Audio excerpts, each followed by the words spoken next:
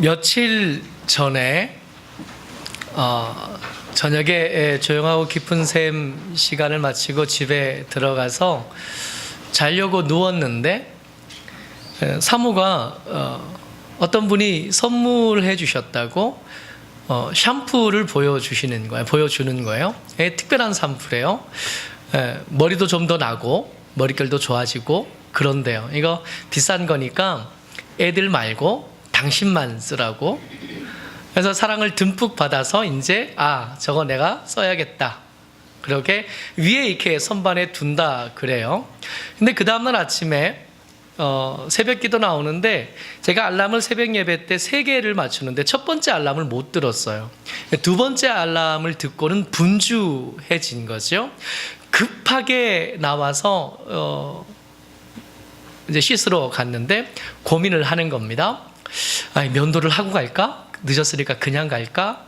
하다가 그래서 대충 어떻게 좀 해보자 그러고는 씻는데 생각이 난 거예요. 선반 위에 있는 샴푸가 좋은 샴푸라 그랬지. 저거 내가 나보고만 쓰라 그랬지. 그래서 그 샴푸를 봤는데 좀 통이 모양이 좀 이상해요. 그래도 좋은 샴푸니까 그냥 짜서 머리에 이렇게 바르고 막 감는데 거품이 하나도 안 나는 거예요.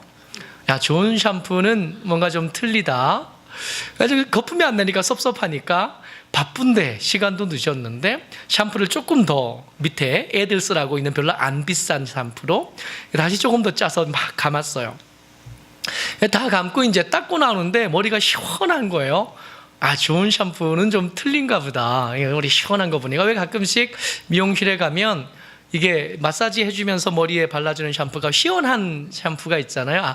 그런 게 들어있는 건가 보다. 그래서 시원한 느낌을 가지고 와서 새벽 예배를 무사히 늦지 않게 잘 드리고 하루를 보낸 다음에 그날 저녁이 됐습니다.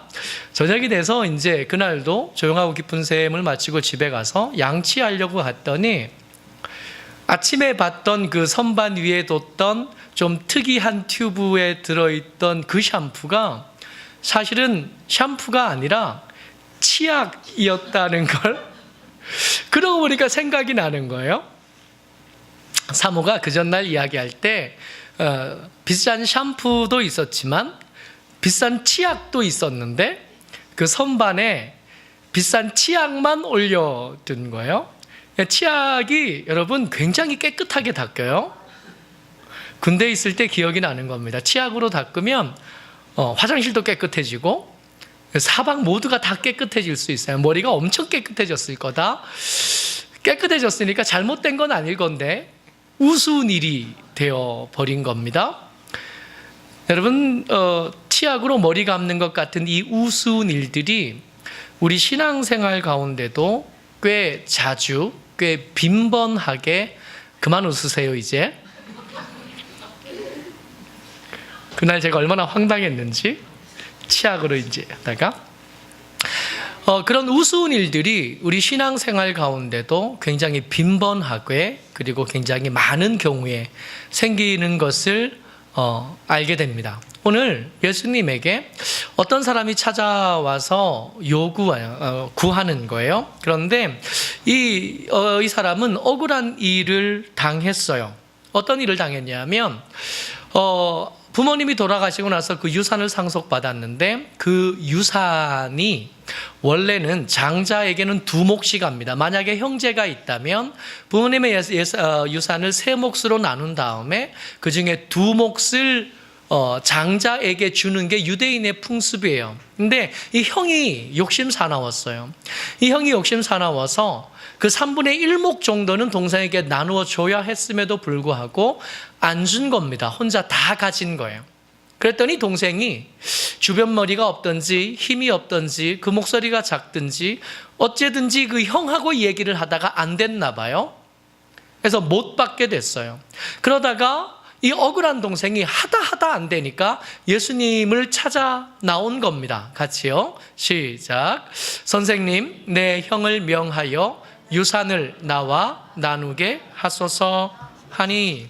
여러분 이 말씀을 듣는 중에 중요한 것은 이 동생의 모습, 억울한 일을 당했고 당연히 자기가 누려야 되는 권리가 있는 그 분량에 대해서 소유하지 못하게 된 이 동생의 이야기를 들을 때 어떤 사람이 있었나 봐. 우리는 형제들하고 친하니까 아유 그런 일도 있나 보네. 쯧쯧쯧 하고 들으면 이 말씀에 원래 하고자 하는 말씀을 놓치게 되는 겁니다. 이 동생의 모습, 예수님에게 찾아 나와서 내 억울함을 해결해 주시기를 구하고 있는 이 동생의 모습은 어쩌면 때때마다 하나님 앞에 나와서 하나님 울면서 기도하는, 하나님 내게 건강이 없습니다. 다른 사람들은 나와 비슷한 동년배 때에 다 건강한데 나만 아픕니다. 하나님, 내 동년배들은 이때쯤 되면 다 어느 정도 기반을 갖추었는데 나는 아직도 기반을 갖추지 못합니다. 공정하게 배분받지 못했고 내 몫을 제대로 누리지 못했습니다. 하나님 내게 건강을 주시고, 하나님 내게 부유함을 주시고, 하나님 내게 기회를 주시고, 하나님 내게 이것저것을 달라고 말하는 정말로 억울한 일을 당한 동생일 뿐만 아니라 열심히 기도하는 우리의 모습을 이 동생의 이야기를 통해서 투영할 수 있어야, 같이 이야기를 들을 수 있어야 이 말씀에서 예수님께서 여러분들과 제게 하고자 하시는 말씀을 들을 수 있게 되는 줄 믿습니다. 어쩌면 기도를 더 열심히 하시는 분들이요, 우리 마음에 소원이 있는데 그 소원이 여전히 응답되지 않아서 여전히 아프고 여전히 가난하고 여전히 어렵고 여전히 억울하고 여전히 마음에 한이 많으신 분들, 이 동생의 모습을 통해서 하나님의 음성을 듣고 그 억울함에서 벗어날 수 있는 길을 얻게 되시기를 주의 이름으로 축복합니다.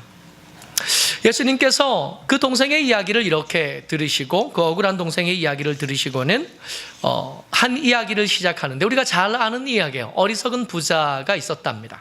이 사람은 원래 부자고 땅이 많았던 사람인 것 같아요. 농사를 지었는데 농사를 잘 지었습니다. 그 해 소출이 평년보다 훨씬 더 많았고 평년보다 비교할 수 없을 만큼 더 많은 소출을 얻었어요. 소출을 얻고 보니까, 이렇게 많이 쌓인 곡식들을 보니까 고민이 생겼습니다.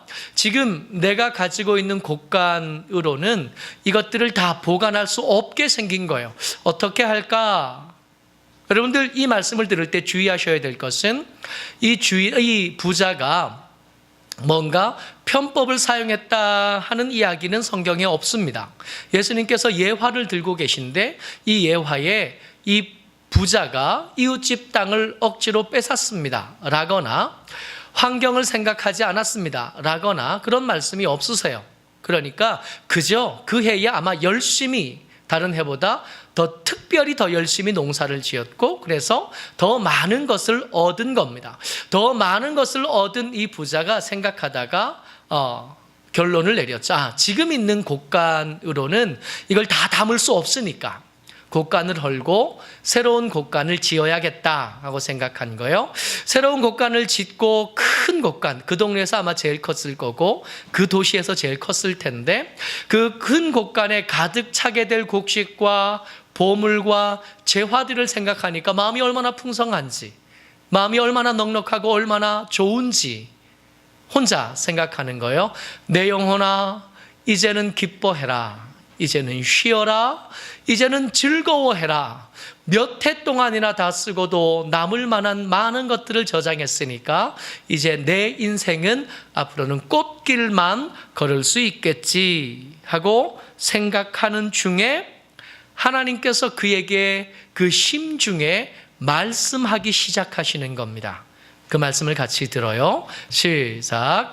어리석은 자여, 오늘 밤에 내 영혼을 도로 찾으리니 그러면 내 준비한 것이 누구의 것이 되겠느냐. 주목하여 볼 것은 하나님께서 그 심중에 말씀하시면서 그를 뭐라고 부르는가 말입니다.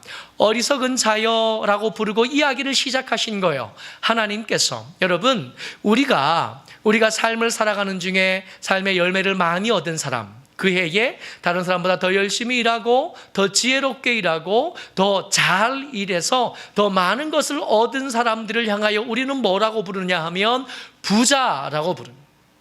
잘 사는 사람이라고 부르고 저를 부러워하고, 그렇게 되지 못했던 것에 대해서 불만을 가지고, 그렇게 되지 못했던 것에 대해서 조금 억울해하고 배 아파하고 그렇게 하는데 하나님은 그 사람에 대해서 뭐라고 부르시냐면 어리석은 자여라고 부르셨다는 겁니다. 계속해서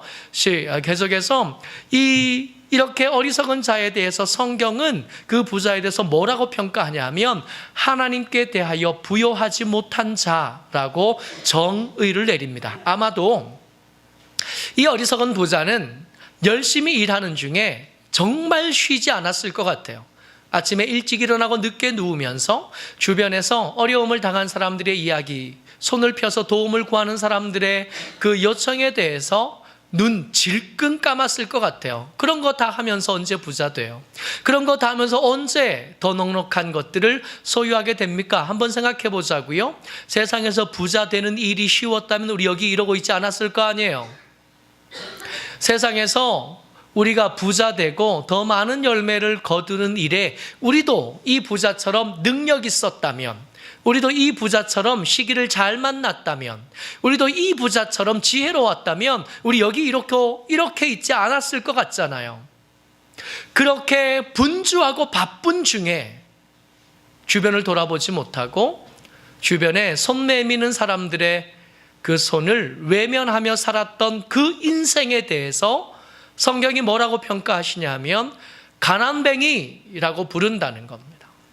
부자 아닌 거예요. 우리 눈에는 그 사람들이 부자인데 성경이 보기에 그는 부자가 아니라 오히려 가난한 사람이요, 돌아볼 것 하나 없는, 가치 없는 사람이라고 부른다는 겁니다. 근데 여러분, 이 이야기를, 이 어리석은 부자 이야기를 누구에게 하고 계신 거예요, 지금?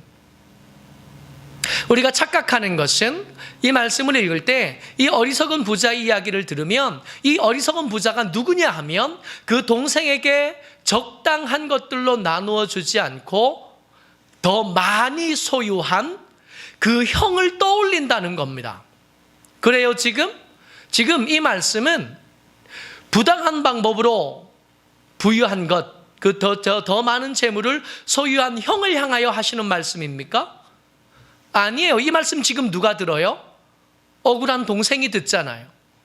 억울한 동생뿐만 아니라 그 억울한 동생이 사실은 열심히 기도하고 있는, 가난한 것 때문에, 아픈 것 때문에, 세상에 불편한 것 때문에 열심히 기도하고 있는, 마치 우리 같다 그러는데 그 사람들이, 여러분요, 이 말씀을 들어야 될 청중은 그 악한, 지금은 부자가 됐을 법한 형이 아니라 예수님께서 적은 무리여라고 부르고 있는 동생과 여러분들과 저라는 겁니다. 부자 되지 못한, 다른 사람보다 더 많은 것을 누릴 지혜가 없었고 능력이 없었고 기회가 없었던 여러분들과 저를 하나님께, 예수님께서 우리를 보시면서 지금 말씀하고 계시다는 거예요. 그 악한 부자가 됐던 형은 지금 이 자리에 없습니다. 악한 그 부자가 된 그 사람은 청중이 아니에요. 지금 말씀을 듣고 있는 청중을 향하여 예수님을 말씀하시는 거예요. 적은 무리요, 억울한 동생이고요. 그리고 우리의 삶의 결핍 때문에 열심히 기도하고 있는 여러분들과 저. 이 동생이 예수님에게 나온 걸 보니까 예수님의 권위와 능력을 인정하지 않았다면 거기 나오지 않았을 거 아니에요. 예수님 찾아가지 않고 재판장을 찾아갔을 것 아닙니까? 예수님이 재판장이신 것을 인정한 사람이었으니까 적어도 우리 수준은 되는 거예요. 믿음이 아예 없는 사람이 아니라 믿음이 있는데도 불구하고 다른 사람보다 복을 덜 받은 것처럼 보여서 여전히 가난하고 여전히 어렵고 여전히 아프고 그것 때문에 억울함이 마음속에 깔려있는 여러분들과 저를 향하여 예수님 부르시고 말씀하십니다. 적은 무리여, 같이요, 시작. 적은 무리여, 무서워 말라. 너희 아버지께서 그 나라를 너희에게 주시기를 기뻐하시느니라. 아멘. 이 말씀이 여러분들과 제게, 그리고 이 억울한 동생들에게 들려지게 되시기를 주의 이름으로 축복합니다. 적은 무리요, 적을 수밖에. 근데 사람들의 숫자가 적다로 읽혀지지 않고 소유의 작은 것 때문에 고민하고 있는 사람으로 읽혀집니다. 작아질 수밖에 없었고 작게 소유할 수밖에 없게 된 사람들, 가난하게 됐고 건강하지 못하고 다른 사람들이 당연히 누리는 것들에 대해서 결핍을 가지고 있는 사람들 적은 무리여. 여러분, 무서워하지 말라 그러십니다. 너희 아버지께서 그 나라를 너희에게 주시기를 기뻐하신대요. 여러분, 우리가 받지 못했던 그 물질이요, 우리가 받지 못했던 그 건강이요, 우리가 누리지 못했던 이것저것들 말입니다.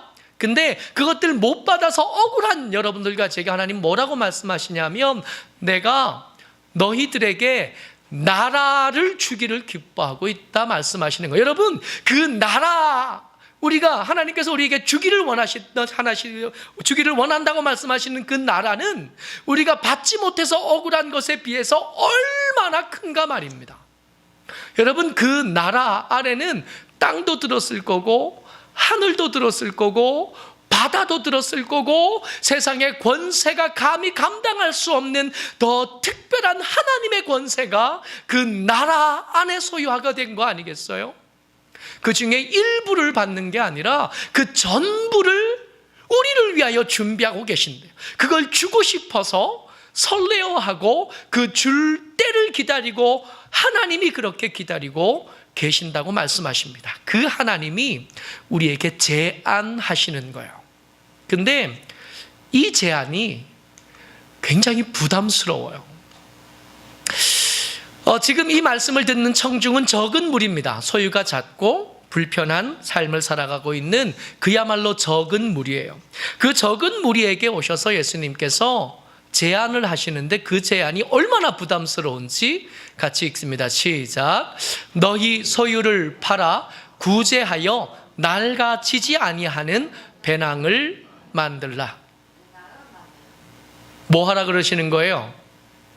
안 그래도 없는데, 안 그래도 없어서 그 없는 것 때문에 고통스럽고, 안 그래도 없어서 그것 때문에 억울하고, 남들 다 당연하다는 듯이 누리는 것을 하나도 누리지 못해서 분노하고 있는 적은 무리에게 예수님 제안하시는데, 야, 어차피 그걸로 너 충분하게 누리지 못하니까 차라리 그거 팔아버려라.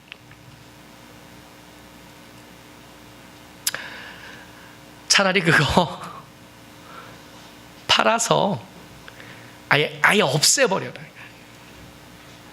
그 얼마 남지 않는 거 그거 붙잡고 아등바등하고 있는 여러분들과 제게 이제 그거 없으면 내일 굶을 건데, 그거 없으면 내일에 대한 대책, 소망, 그런 거 이제 유일하게 남은 한 줌. 여러분, 이 말씀 준비하면서 누가 떠올렸냐면 그 과부가 떠오른 거예요. 먹고 죽으려고 하는 그 가루, 이제 마지막 거 만들어 먹고 죽으려고 하는 그 과부가 생각나는 거예요. 야, 차라리 그거 팔아버려라. 차라리 그거 팔아서 너보다 더 어려운 형편의 사람들 줘버려라. 굶어 죽으란 얘기가 아니라 그렇게 하는 과정 중에서 낡아지지 않는 배낭이 만들어진대요. 근데 낡아지지 않는 배낭 이러면서 이 말씀은 앞에 나왔던 그 어리석은 부자가 지으려고 했던 그 동네에서 제일 큰 창고예요. 그 도시에서 제일 큰 그 창고하고 비교하여 말씀하신 겁니다. 이 낡아지지 않는 이 배낭의 특징이 뭐냐면, 같이요, 시작. 곧 하늘에 둔 바 다함이 없는 보물이니 거기는 도둑도 가까이 하는 일이 없고 좀도 먹는 일이 없느니라. 그 낡아지지 않는 배낭의 특징이 뭐냐 하면 도둑이 거기를 손댈 수 없다가 특징이에요. 거기에 두어진 것이 좀이 먹어서 손해보는 일이 없다가 특징이에요. 여러분, 지난 설에 주고받았던 과일들 중에 이때쯤 되면 그것이 이제 조금씩 상할 때가 됐잖아요. 아직 다 못 드셨다면.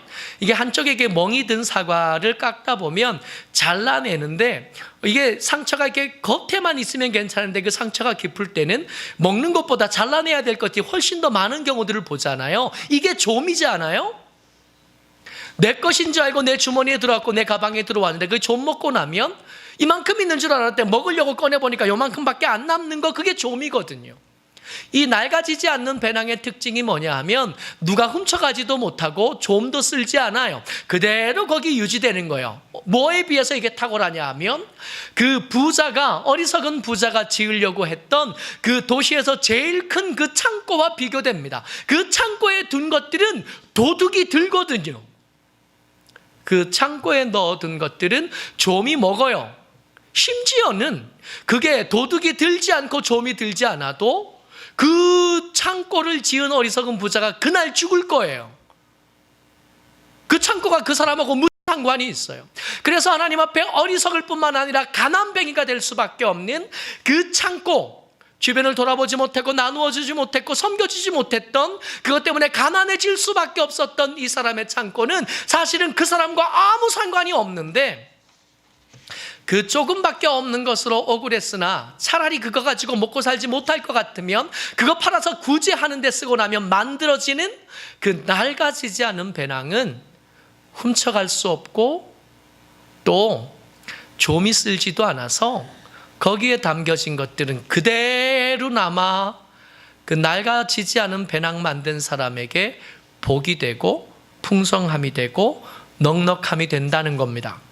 이게 워낙 부담스러운 제안이라 이게 쉽게 믿어지지 않으니까 예수님께서 이 낡아지지 않는 배낭이 얼마나 믿을 만한지에 대해서 참새 이야기와 까마귀 이야기로 우리를 설득하시는 거예요. 같이요. 시작. 참새 5마리가 2 아사리온에 팔리는 것이 아니냐? 그러나 하나님 앞에는 그 하나도 잊어버리시는 바 되지 아니하는도다. 여러분, 이 낡아지지 않는 배낭에 넣어둔 것은 절대로 잊어버리는 일이 없습니다. 최근에 그런 서비스가 있는 것 같아요. 우리가 넣어두고도 잊어버렸던 보험, 옛날에 한 1,200원쯤 남았던 그 통장의 잔고들을 찾아주는 서비스가 있는 것 같아요. 그거 찾아가지 않으면 일정 기간이 지나고 나면 국고로 이렇게 혹은 은행으로 이렇게 귀속되거든요. 낡아지지 않는 배낭에는 그런 일이 없어요. 절대로 하나님께서 그렇게 팔아 구제하여 하나님의 나라를 기억한 사람들의 소유를, 그 씀씀이를 절대로 잃어버리지 않고 다 기억하고 다 아름다운 하나님의 이자를 계산하셔서 채워주신다고 말씀하십니다.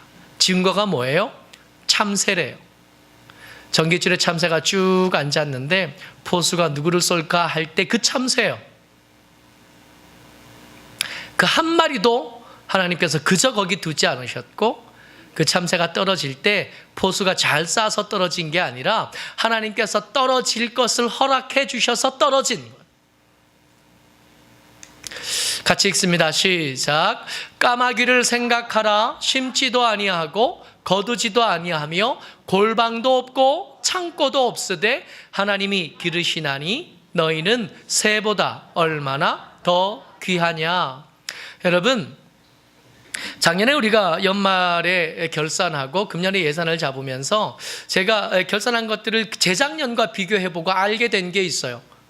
여러분, 은행에 내는 저희가 내는 이자가 작지 않은데 그 이자가 그 전해에 비해서 한 100만 원 이상 더 많이 2019년에 냈다는 것을 발견했습니다. 그래서 이 결산을 다 끝낸 다음에 제가 농협을 찾아갔어요.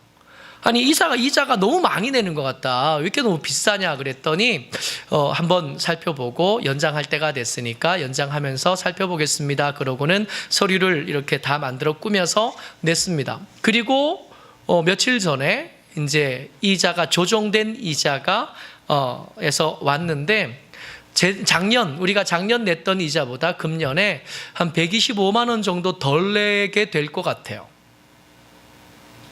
은행 이자 여러분 믿을 수가 없어요. 가만히 있었으면 깎아줬을까요? 그런 생각이 드는 거예요. 여러분, 우리가 은행에 돈 맡겨놓고 마음 편안히 있잖아요.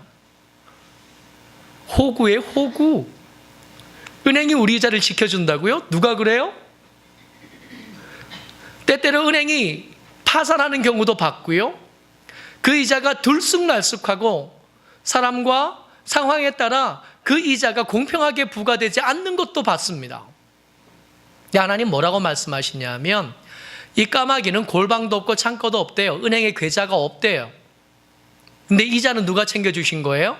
그 원금은 누가 보장해 주신 거예요? 하나님이 기르시나니 너희는 새보다 얼마나 귀하냐. 하나님이 아니시면 누가 우리 원금 보장해 주냐고요. 하나님이 아니시면 누가 우리 이자를 챙겨주냐고요. 까마귀 보고도 모르겠느냐라고 말씀하고 계신 겁니다. 참새를 보고도 모르겠니? 라고 말씀하고 계시는 거예요. 뿐만 아니라 이 부담스러운 제안을 우리가 외면할 수 없는 것은 같이 읽습니다. 시작. 너희 보물 있는 곳에는 너희 마음도 있느니라. 이 낡아지지 않는 배낭을 만든 것이 이렇게 낡아지는 얼마나 많이 팔아서 많이 구제했느냐, 그래서 얼마나 많이 구제한 것에 따라 복이 달라진다는 얘기가 아니라, 이 낡아지지 않는 배낭 없는 사람이 뭘 증명해내냐면 자기가 하나님의 나라의 백성이 된 것에 대한 아무런 생각이 없는 것을 증명하는 일이 되기 때문에 이것이 중요하다고 말씀하고 계십니다.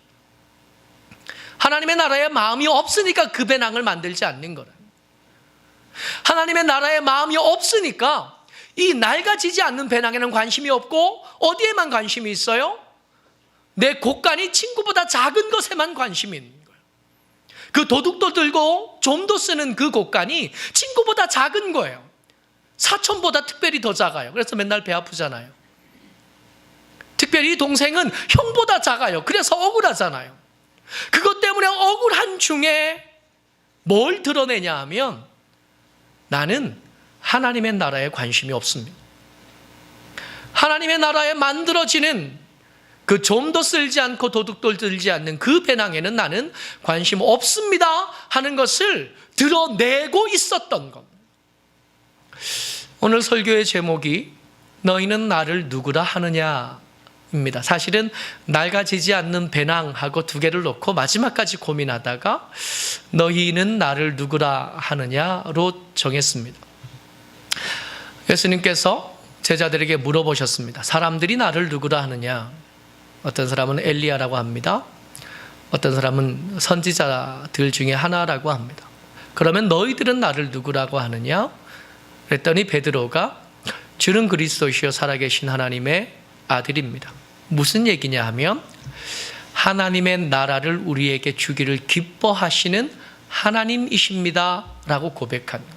우리의 삶의 일부분이 아니라 우리 삶의 전체를 책임지실 뿐만 아니라 그 다음까지 준비해 주시는 분이 하나님이십니다, 예수님이십니다 고백한 거예요. 근데 지금 이 억울한 동생들과 열심히 기도하는 저와 여러분들은 예수님을 뭐라고 고백하고 있는 거냐 하면 같이 읽습니다. 시작.